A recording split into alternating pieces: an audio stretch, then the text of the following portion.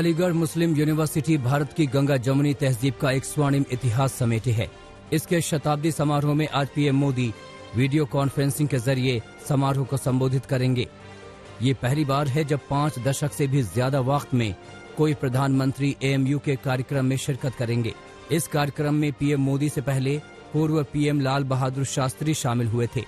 इस कार्यक्रम में केंद्रीय शिक्षा मंत्री रमेश पोखरियाल निशंक भी ऑनलाइन शामिल होंगे। एएमयू के शताब्दी समारोह में प्रधानमंत्री नरेंद्र मोदी के प्रस्तावित कार्यक्रम को लेकर इतिहासकार प्रोफेसर इरफान हबीब का कहना है कि ये एएमयू के लिए गर्व की बात नहीं है। यूनिवर्सिटी में स्कॉलर आते हैं, इससे कोई फर्क नहीं पड़ता कि पीएम मोदी समारोह में शामिल हो रहे हैं या नहीं।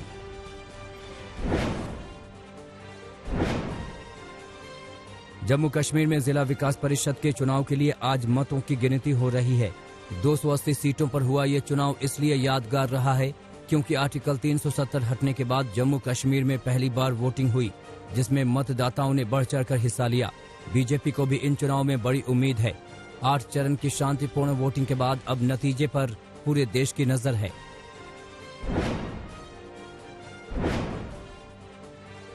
कृषि कानूनों के खिलाफ दिल्ली और आसपास डटे किसानों ने आंदोलन और तेज करने की कवायद शुरू कर दी है। किसानों ने सोमवार से अनिश्चितकालीन हड़ताल शुरू की है। किसानों का समूह बारी बारी से 24 घंटे की भूख हड़ताल पर बैठ रहा है। इधर 5 दौर की बैठक विफल रहने के बाद सरकार ने प्रदर्शन कर रहे किसानों से अगले दौर की बातचीत के लिए तारीख तय करने को कहा है। सरकार 40 किसान संगठनों से बातचीत के लिए तैयार है। दिल्ली में प्रदर्शन कर रहे किसानों को अलग अलग जगह से संगठनों का समर्थन मिल रहा है। पीलीभीत से ट्रैक्टर, बाइक और कार के जरिए किसानों ने दिल्ली कूच किया है, तो महाराष्ट्र से भी दिल्ली के लिए किसानों का एक जत्था निकला है। उधर पंजाब के आड़तियों ने दिल्ली में आंदोलन कर रहे किसानों का समर्थन किया है। आड़तियों ने 22 से 25 दिसंबर तक मंडी बंद रखने का फैसला किया है। कांग्रेस के वरिष्ठ नेता मोतीलाल वोरा का 93 साल की उम्र में सोमवार को निधन हो गया। वो 2 बार मध्य प्रदेश के मुख्यमंत्री रहे थे। गांधी परिवार के बेहद करीबी माने जाने वाले वोरा उत्तर प्रदेश के राज्यपाल भी रहे थे। वोरा 17 साल तक कांग्रेस के कोषाध्यक्ष भी थे। वोरा दिल्ली के फोर्टिस एस्कॉट अस्पताल में भर्ती थे। मोतीलाल वोरा के निधन पर प्रधानमंत्री नरेंद्र मोदी ने दुख जताया। कांग्रेस नेता राहुल गांधी ने भी शोक व्यक्त करके कहा कि वोरा सच्चे कांग्रेसी थे।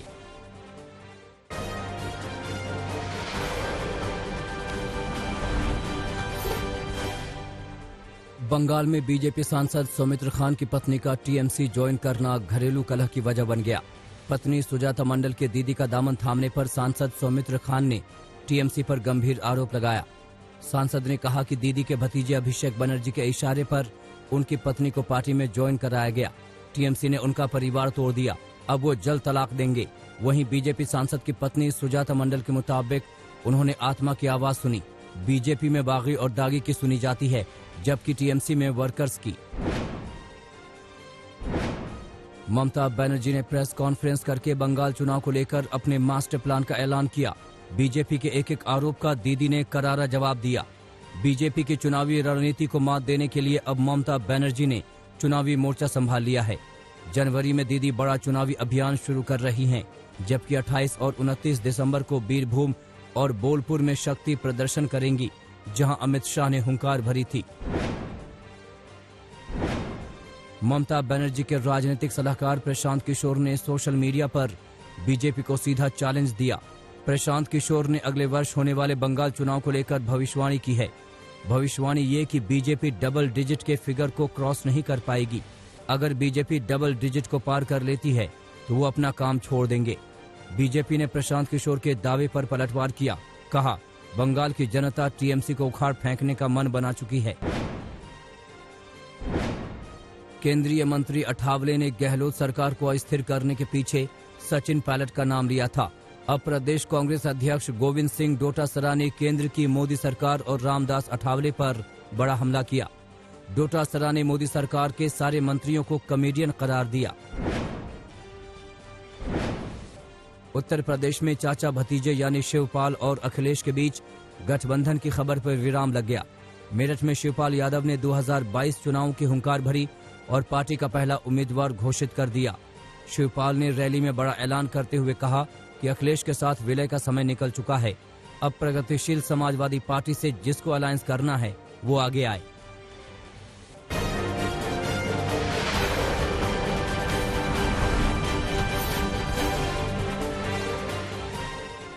देश में कोरोना की दहशत कायम है। ब्रिटेन में कोरोना की नई लहर के बाद तय किया गया है कि 31 दिसंबर तक ब्रिटेन से आने जाने वाली सभी उड़ानें रद्द की जाएंगी। वहीं पूरे देश में पिछले 24 घंटे में 24,000 से ज्यादा नए संक्रमित मिले हैं। 24 घंटे में ही 333 लोगों ने कोरोना संक्रमण से दम तोड़ दिया है। बात अगर देश में कुल कोरोना संक्रमितों की हो तो देश में 1,55,000 से ज्यादा लोग कोरोना संक्रमण के शिकार हो चुके हैं। पूरे देश में 1,45,000 से ज्यादा लोगों की कोरोना संक्रमण से जान जा चुकी है।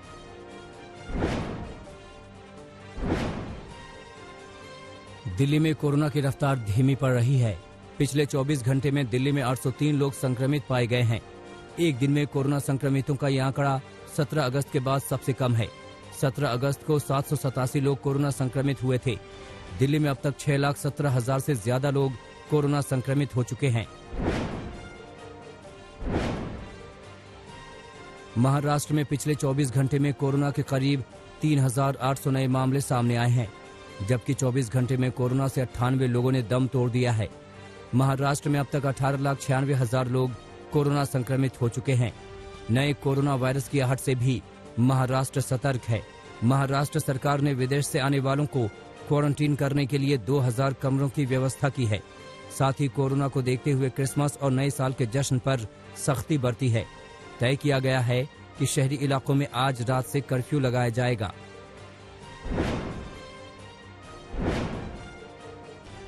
ड्रग्स मामले में बॉलीवुड एक्टर अर्जुन रामपाल से एनसीबी ने करीब 6 घंटे पूछताछ की। अर्जुन रामपाल एनसीबी के सामने दोबारा पेश हुए हैं। उनसे ड्रग्स मामले में सवाल किए गए। मामले में एनसीबी ने दिल्ली के एक डॉक्टर का बयान लिया है। डॉक्टर का बयान एनसीबी ने अदालत में 164 के तहत मजिस्ट्रेट के सामने भी करवाया है। सूत्रों की माने तो अर्जुन रामपाल के करीबी ने दिल्ली के एक डॉक्टर को गुमराह करके बैक डेट में डॉक्टर से प्रिस्क्रिप्शन लिखवाए ताकि एनसीबी की जांच से बचा जा सके।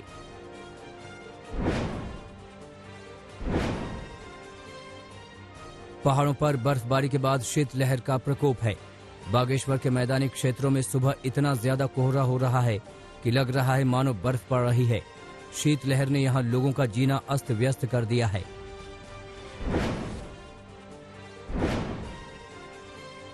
जम्मू कश्मीर में चिल्लाई कलां शुरू हो गया है। आपको बता दें कि कश्मीर में कड़ाके की ठंड के 3 चरण होते हैं, जिसका पहला फेज शुरू हो गया है। इससे जन्नत की सर्दी का सितम यानी हाड़ कंपाने वाली ठंड को मापने का मीटर कह सकते हैं। पारंपरिक रूप से 31 दिसंबर से लेकर मार्च के आखिरी हफ्ते तक के अंतराल को ही असल सर्दी का सीजन माना जाता है।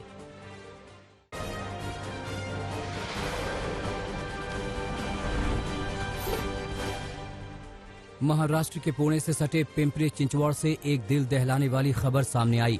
कंप्यूटर एक्सेसरीज की दुकान में आग लगने की वजह से 24 साल के अंकित की जिंदा जलकर मौत हो गई।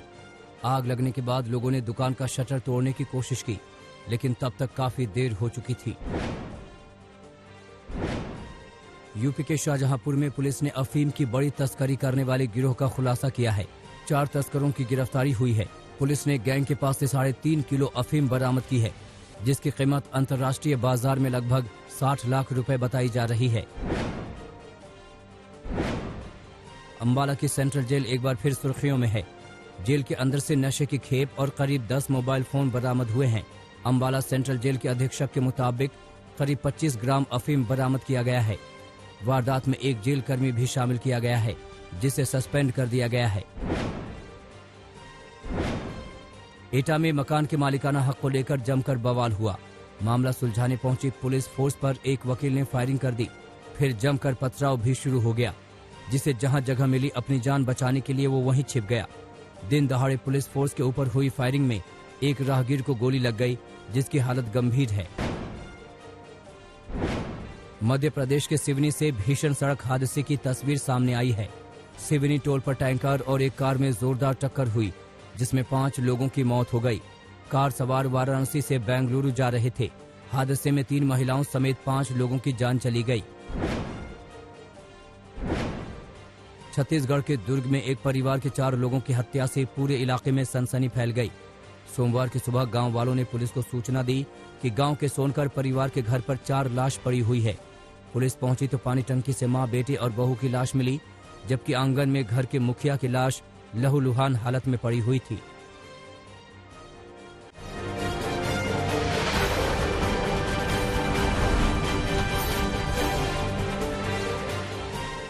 असम में 4 उग्रवादी संगठनों के 64 उग्रवादियों ने सरेंडर किया। मुख्यमंत्री की मौजूदगी में उग्रवादियों ने मुख्य धारा में शामिल होने की कसम खाई। उग्रवादियों ने अपने हथियार और कारतूस छोड़ दिए। उग्रवादियों ने 14 एक सीरीज की राइफल, 15 पिस्तौल और एक M20 ऑटोमेटिक राइफल सरेंडर किया।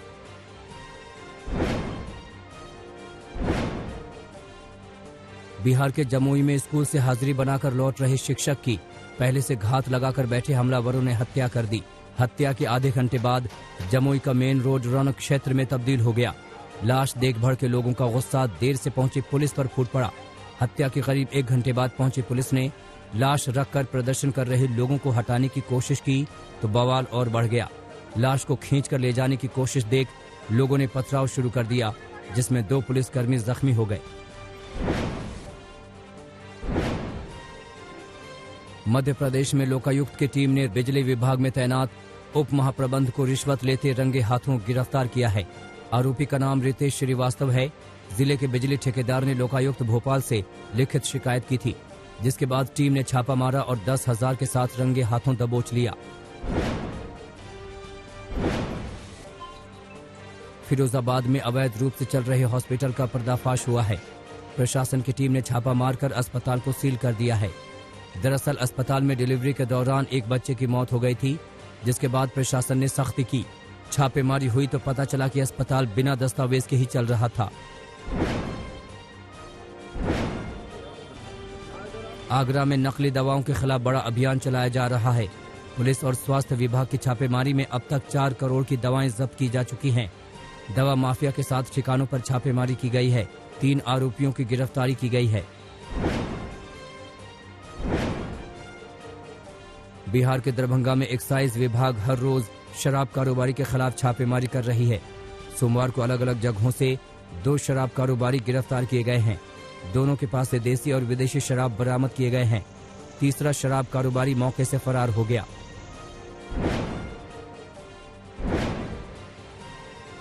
कानपुर के गोविंद नगर में उस समय हड़कंप मच गया जब मामूली सी बात को लेकर एक व्यक्ति की डंडों से पीट कर हत्या कर दी गई।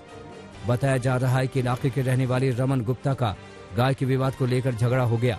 गाली गलौज से शुरू हुई लड़ाई हाथापाई में तब्दील हो गई और इसी दौरान रमन गुप्ता पर डंडों से कई वार किए गए, जिससे उसकी मौत हो गई।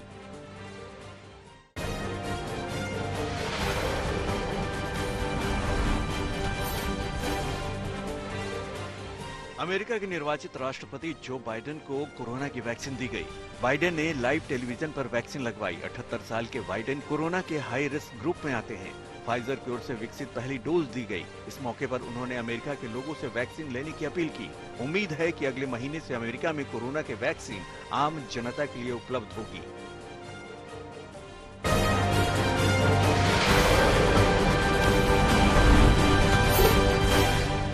ब्रिटेन के बाद साउथ अफ्रीका में भी कोरोना वायरस के नए स्ट्रेन मिलने से हड़कंप मच गया है। सरकार ने कोरोना के नए स्ट्रेन मिलने की पुष्टि की। कोरोना के नए स्ट्रेन मिलने से संक्रमितों की संख्या में लगातार इजाफा हो रहा है।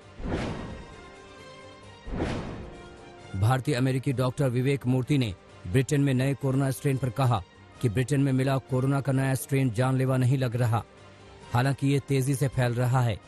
डॉक्टर मूर्ति को जो बाइडेन की स्वास्थ्य टीम में सर्जन जनरल नियुक्त किया गया है। यूरोपीय यूनियन ने बायोएनटेक और फाइजर वैक्सीन को मंजूरी देने के लिए बैठक की।